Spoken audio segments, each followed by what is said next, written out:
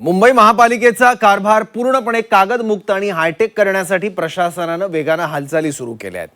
पालिका सभागृह तसंच विविध समित्यांच्या विषय पत्रिका आता हार्ड कॉपीऐवजी थेट पीडीएफ स्वरूपात उपलब्ध करून दिल्या जाणार आहेत। यासाठी महापालिकेच्या सर्व 237 नगरसेवकांना महिन्याभरात टॅबचं वाटप केलं जाणार आहे। पण महापालिकेच्या टॅब खरेदीच्या टेंडरवरून आता विरोधकांनी चौकशीची मागणी केलेली आहे। त्यामुळे आधी महागडी वाहनं, नंतर बंगला आणि आता टॅबच्या टेंडरवरून महापौर विरोधकांच्या निशाण्यावर आल्यात। बघूयात।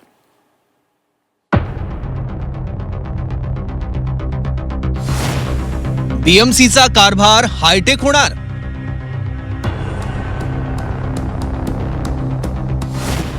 प्रशासन सर्व नगरसेवकांना टॅब देणार।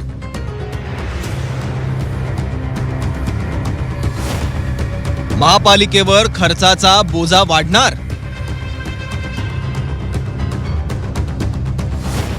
विरोधकांची टेंडरच्या चौकशीची मागणी।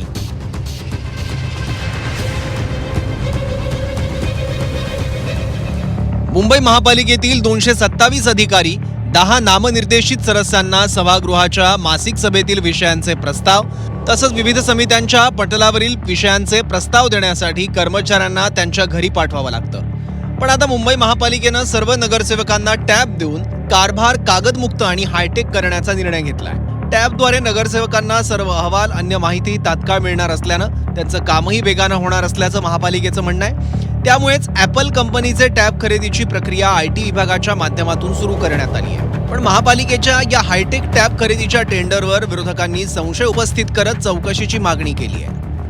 हे जे मुंबई महानगरपालिकेमध्ये खूप दिवसमध्ये मधल्या काळात जवळपास 4 वर्ष जे आहे ते नगरसेवक नव्हते।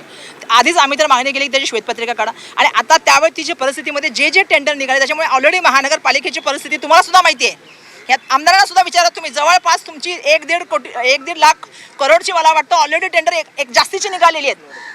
मग तुम्ही मला सांगा की बजेट तुमचं नाही आणि तुम्ही एवढ्या मोठ्या प्रमाणात त्याला जे करताय त्याच्यावरती जे करताय त्याचा काय होणार आहे आणि त्याच्यामुळे तुम्ही गाड्या खरेदी करताय। त्यामुळे मला असं वाटतं की हे सगळ्या प्रकरणाची जे आहे ते थांबवलं गेलं पाहिजे आणि मुंबई महानगरपालिकेच्या मागील काळामध्ये दिलेल्या टेंडरची पण चौकशी व्हायला पाहिजे। ज्या तऱ्हेने फुगवून व्हेरिएशन करून ती टेंडर आलीत त्याच्यामुळे सगळा लोड येणाऱ्या काळामध्ये मुंबईकरांना सहन करावा लागणार आहे। मुंबईकरांना टॅक्सला फेस लावावा लागणार। मुळामध्ये ना मला कळतच नाहीये, प्रत्येक आठवड्याला यांच्या सुपीक डोक्यातून मुंबई कशी लुटायची, टेंडर कसे भरायचे एवढंच येत आहे का असं आता वाटायला लागलेलं आहे। दरम्यान भाजपचे नेते राज्याचे सांस्कृतिक कार्यमंत्री आशिष शेलारांना मात्र विरोधकांचा आक्षेप मान्य नाहीये। तंत्रज्ञानावर आधारित कार्यपद्धतीला आक्षेप का असं म्हणत शेलारांनी विरोधकांवर पलटवार केलाय। सगळ्याची चर्चा महापालिकेच्या सभागृहात होऊ शकते। प्रस्ताव आयुक्त आणतात, महापालिका त्याला आणि स्थायी समिती मंजूर देत असते आणि टॅबचा विषयापुरता जर मुद्दा असेल तर मला असं वाटतं की तंत्रज्ञानाच्या आधारावरची कार्यपद्धती विकसित करणं ही काळाची गरज आहे।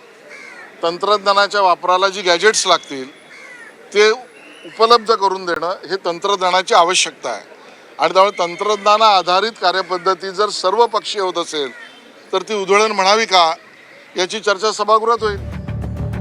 खरं तर महापालिकेच्या खर्चावरून या आधी सुद्धा अनेकदा राजकारण तापल्याचं पाहायला मिळालं होतं। आता महापालिकेनं पुन्हा अत्याधुनिक टॅब खरेदीसाठी टेंडर काढलंय।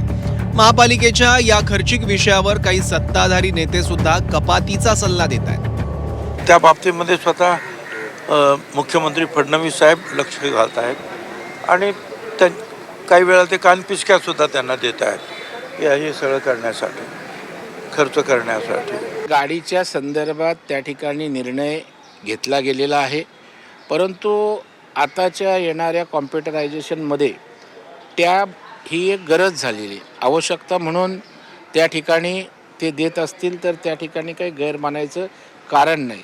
तथापि मला हेही सुचवावं असं वाटतं, आज नगरसेवकांची टॅब घेण्याची आर्थिक क्षमता आहे का किंवा नाही हेही तपासण्याची आवश्यकता आहे। जर 50-50 हजाराचा टॅब नगरसेवक स्वतःच्या आर्थिक क्षमतेवर घेऊ शकत असेल तर मला वाटतं हा भुर्दंडही त्या ठिकाणी कमी करता येईल। महापालिकेच्या महापौर आणि इतर पदाधिकाऱ्यांसाठी आलिशान वाहनांचा विषय असो किंवा बंगल्यांच्या रिनोव्हेशनचा मुद्दा असो, महापालिकेचा अनाठाई खर्च सातत्यानं चर्चेचा आणि वादाचा विषय राहिलाय। आता पुन्हा एकदा सर्व नगरसेवकांना अत्याधुनिक टॅब देण्याचा प्रयत्न महापालिका प्रशासन करत आहे. या मुद्द्यावरून खर्चाचा मुद्दा उपस्थित झालाय. त्यामुळे आता हे टॅब खरेदीच्या टेंडरचं पुढं काय होतं याकडे सगळ्यांचं लक्ष आहे. ब्युरो रिपोर्ट, झी 24 तास.